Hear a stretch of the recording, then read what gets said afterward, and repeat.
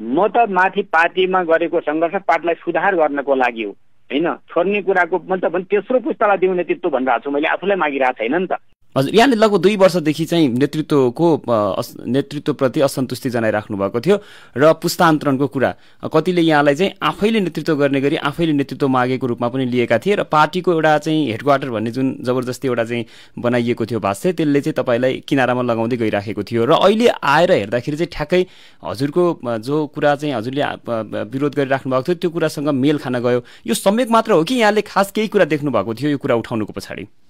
सँगै होइन, मैले पार्टीको अवस्था, पार्टी सञ्चालनको अवस्था, पार्टीभित्र भइरहेका अराजनैतिक गतिविधिहरू, सांस्कृतिक रूपले विचलनहरू, आर्थिक रूपका विचलनहरू, भ्रष्टाचारका बाहिर भ्रष्टाचार को कमान्डर भन्ने भित्रभित्र असुली धन्दाहरू चलिरहेको कुराहरू मैले देखिरहँदा त्यो कुरा जनतालाई बताउनुपर्छ, कार्यकर्तालाई बताउनुपर्छ भनेर मैले भनेको हुँ। मैले एउटा रिस्क मोलेको हुँ, साहस गरेको, किन जनताको त पर्दै थियो। मैले यो कुरा जान्दै भनेन, बुझ्दा बुझ्दै देख्दा देख्दै भनिन भने त्यो कुरा गल्ती हुन्छ। यो पार्टीलाई बचाउनका लागि ठुलो त्याग र बलिदानबाट आएको पार्टीलाई बचाउनुपर्छ भन्ने उद्देश्यले मैले भनेको हुँ। सत्य कुरा नै मैले बोलेको हुँ। मैले भनेको हुँ म लगायत सबैको छानबिन गरौँ, सम्पत्ति भनेको छु मैले, म लगायत सिङ्गो सबैको छानबिन गरौँ, सत्य तथ्य सार्वजनिक गरौँ, कसले के कति गरेको छ जनताले थाहा पाउनुपर्छ भनेर मैले राखेको विषय हो हैन।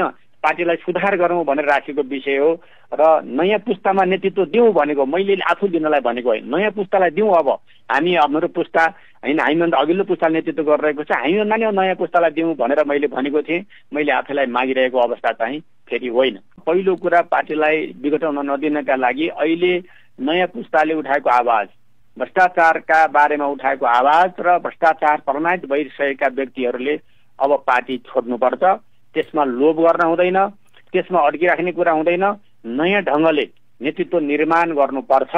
त्यो नेतृत्वले पार्टीलाई अगाडि हाँक्न सक्छ, हाँक्नुपर्छ, अगाडि बढाउनु पर्छ भन्ने नै कुरा हो। यदि अब पनि नछोड्ने र अझै पनि यति धेरै प्रमाणित भइसके दोषको भारी पनि बोक्दा नछोड्ने हो भने, अहिलेका सबै पार्टीका नेताहरूले नछोड्ने हो भने युवा पुस्ताले नयाँ ढङ्गले सोच्नुपर्छ र अब उनको पछि लागेर होइन, नयाँ ढङ्गले आफ्नो बाटो तय गरेर पार्टीलाई नयाँ ढङ्गले निर्माण गरेर जानुपर्छ। त्योभन्दा दोस्रो विकल्प छैन। मैले के भनेको छु भन्दा मैले युवा पुस्तालाई सहयोग मद्दत गर्छु र अब अगाडि बढ्नुपर्छ, पार्टीलाई सुधार गर्नुपर्छ भनेर भनिरहेको छु। नयाँ पुस्ता भनेको तपाईँसम्मको पुस्ता हो कि त्योभन्दा पछिल्लो पुस्ता हो? होइन, हामीभन्दा पछिल्लो पुस्ता छ नि त, हामीभन्दा सशक्त छ, क्षमतावान छ होइन, काम गर्न सक्ने छ, हामीभन्दा पछिल्लो पुस्ता छ होइन।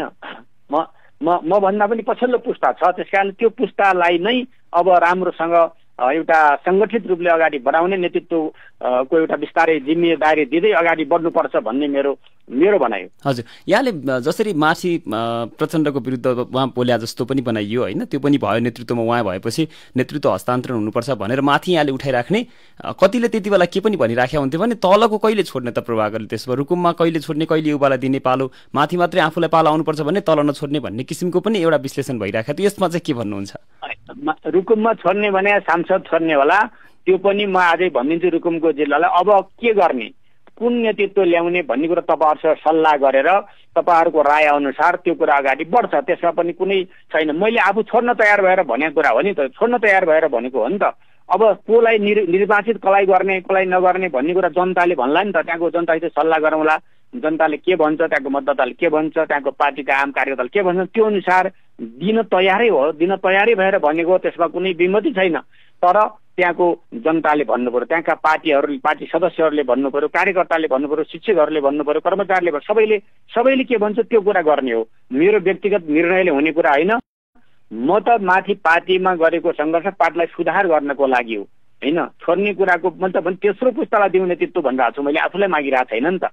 त्यसबाट पनि बुझ्न सक्नुहुन्छ। त्यसकारणले मैले 4 पटक हैन मलाई निर्वाचित गर्नुभयो। मैले अघि भने यो क्रममा म 4वटा मन्त्री भएँ, जम्मा 36 महिना मन्त्री भएँ। 36 महिनामा 3 महिनामा बिना विभागीय मन्त्री भएँ, बाँकी 33 महिनामा विभागीय मन्त्री भएँ। विभागीय मन्त्री हुँदा मैले गरेका काम तपाईँहरूले देख्नु भएको छ हैन। मैले कमाएर कतै लुकाएको छु भने छानबिनको माग गरेको छु हैन, त्यसबाट प्रश्न हुनेछ। त्यसकारणले म भन्न सक्छु कि म साहसका साथ हिम्मतका साथ म भन्न सक्छु म जनताको अगाडि परीक्षण हुन तयार छु नि। 2 वर्षदेखि उठाएको छु, अहिले उठाएको विषय होइन नि, यो त उठाएको छु। त्यस कारणले मैले जनताले के भन्छ त्यो कुरा भन्दा म बाहिर जाँदैन होइन। त्यस कारणले मैले छोड्न नचाहेको भन्ने पनि होइन, दिन नचाहेको भन्ने पनि होइन। म त तयार